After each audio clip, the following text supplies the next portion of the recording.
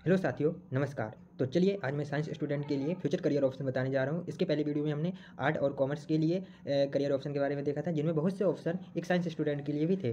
तो आज हम बाकी के ऑप्शन के बारे में भी जानेंगे। सभी से एक रिक्वेस्ट है कि वीडियो को देखने से ज़्यादा मैं जो बोल रहा हूँ उस पर ध्यान देंगे तो आपको बहुत सी नई जानकारी मिलेगी। तो चलिए अब हम स्टार्ट करते हैं। तो सबसे पहले जो आपका ऑप्शन आता है वो होता है BBA MBA। BBA MBA जैसे पिछली वीडियो में बताया था कि एक मैथमेटिक्स या साइंस के स्टूडेंट है वो भी इसको कर सकता है। तो और इसका जो दूसरा ऑप्शन आता है वो आता है BA BEd, मतलब BA बस सिंगल कर सकते हैं और इंटीग्रेटेड जो BA BEd डिग्री है उसको एक मैथ का स्टूडेंट कर सकता है। उसके बाद आपका अगर मान लीजिए आपको पता होना चाहिए कि अगर हमने BA कर लिया BSc कर लिया तो इसके बाद हम हमारा फ्यूचर करियर क्या होगा, तो हमें मालूम होना चाहिए इसके बाद हम क्या क्या कर सकते हैं। इसके बाद आप MSc या MA कर सकते हैं। उसके बाद जो आपका आता है, अगर आपने BA या BSc कर रखी है तो आप LLB फील्ड में जाना चाहते हैं, लॉ फील्ड में, तो आप उसमें भी LLB कर सकते हैं। फिर देन आप LLM कर सकते हैं। इसके बाद BLab का लाइब्रेरियन का कोर्स होता है, बैचलर ऑफ लाइब्रेरियन। तो आप इस कोर्स को करने के बाद आप लाइब्रेरियन भी बन सकते हैं। इसके बाद आपका टीचिंग फील्ड, अगर आप BA या BSc कर रखी है आपने, तो आपका माने है कि हमको टीचिंग फील्ड में एक टीचर बनना है, तो आप ये BEd MAd भी कर सकते हैं। BPEd PT ये टीचर के लिए डिग्री होती है। इसके बाद आपका होता है कि BSc या BSc BEd।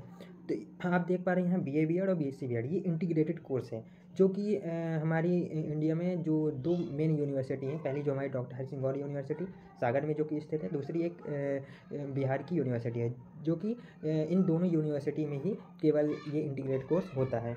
इसकी लेकिन एक प्रॉब्लम है कि ये जो हमारे केंद्रीय विद्यालय हैं वो अपनी इस इंटीग्रेटेड डिग्री को वैलिड नहीं मान रहे हैं। लेकिन आप NEP 2020 जो आई हुई है उसको आप पढ़ेंगे ध्यान से, तो उसमें आपको मिलेगा कि 2030 के बाद जो इंटीग्रेटेड BEd डिग्री है इसकी प्रायोरिटी नॉर्मल BEd डिग्री से ज़्यादा होगी। तो मतलब जो नॉर्मल लोग BEd डिग्री कर रहे हैं 2 साल की, उससे ज़्यादा आपको इंटीग्रेटेड BEd डिग्री की ज़्यादा वैल्यू दी जाएगी। तो इस तरीके से हम मतलब ये एक थोड़ा प्रॉब्लम आ रही है BEd डिग्री में, इंटीग्रेटेड BEd डिग्री में, कि जो केंद्रीय विद्यालय वो हमको अपने मतलब अंडर में जॉब करने से मतलब बाहर कर दे रहा है जॉब से। अगर हमारा इंटरव्यू में हम जाते हैं तो हमें अगर पाते हैं कि हम इंटीग्रेटेड BEd डिग्री करके आए हैं तो हमको वहाँ से डायरेक्ट बाहर कर देते हैं। तो ये थोड़ा हमारे लिए लॉस हो जा रहा है। लेकिन 2030 के बाद हमारी ये डिग्री बहुत वैल्यू वाली होने जा रही है। इसके बाद हमारा कुछ और ऑप्शन है जो मैथ के लिए स्पेशल बना हुआ, वो BTech।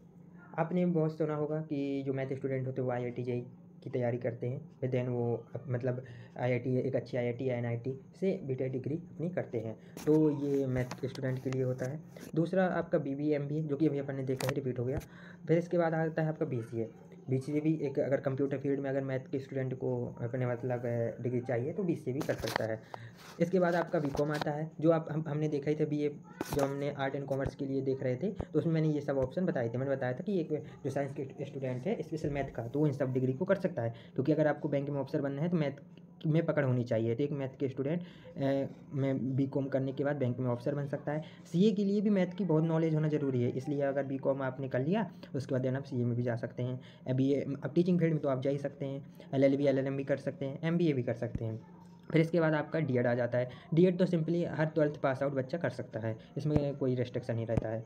फिर इसके बाद आ जाते हैं हम 12th साइंस बायो में। बायो में क्या क्या करियर ऑप्शन है। बायो में जो सबसे पहला आपको अभी मालूम नहीं होगा, AG-BSc।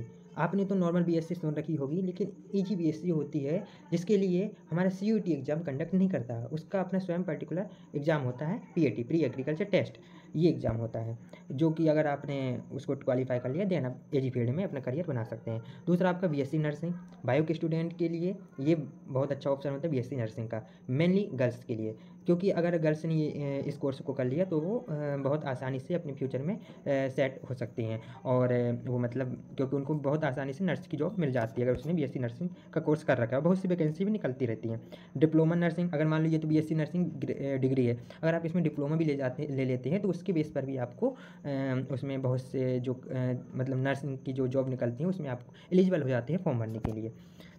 देन इसके बाद आपका BSc, आपने सुन ही रखा होगा BSc करते हैं, जैसे हम मैथ में हमने देखा था BSc, उसी तरीके से बायो में भी BSc होती है, जिसमें जूलॉजी बॉटनी ये मतलब सब्जेक्ट होते हैं, केमिस्ट्री ये सब्जेक्ट होते हैं। इसके बाद आपका BSc के बाद हम देख लेते हैं कि आप मतलब जो बायो के स्टूडेंट है वो क्या क्या कर सकता है। BSc के बाद MSc कर सकता है, LLM LLB भी कर सकता है, BSc होम साइंस भी होती है। मतलब जो बायो के स्टूडेंट होता है उसके लिए एक और करियर ऑप्शन होता है, BSc होम साइंस का कोर्स होता है। मतलब अगर मतलब ये कोर्स भी ओनली बायो के स्टूडेंट कर सकते हैं। B.Ed M.Ed करके वो टीचिंग लाइन में भी जा सकते हैं और BA B.Ed भी कर सकता है एक बायो का स्टूडेंट। फिर लास्ट आ जाता है उसका D.Ed, जो कि मैंने बताया था कि हर 12th पास आउट बच्चा कर सकता है, चाहे कोई सी भी स्ट्रीम से हो।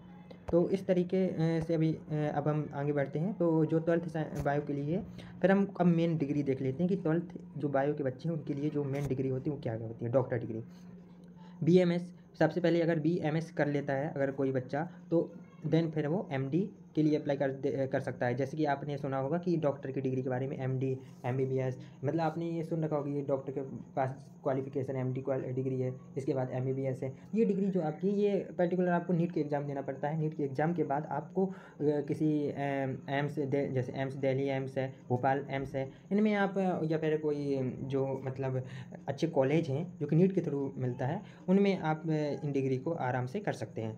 MBBS MD, अगर आपने MBBS कर रखा है तो आप MD और MS दोनों के लिए अप्लाई कर सकते हैं। फिर इसके बाद आता है आपका एक B फार्मा, फार्मेसी फील्ड, ये भी एक मेडिसिन फील्ड है, तो इसमें भी बायो का स्टूडेंट अपना करियर बना सकता है। इसके बाद आपका आ जाता है BDS MDS, अगर आपने BDS कर लीजिए उसके बाद आप MDS के लिए अप्लाई कर सकते हैं।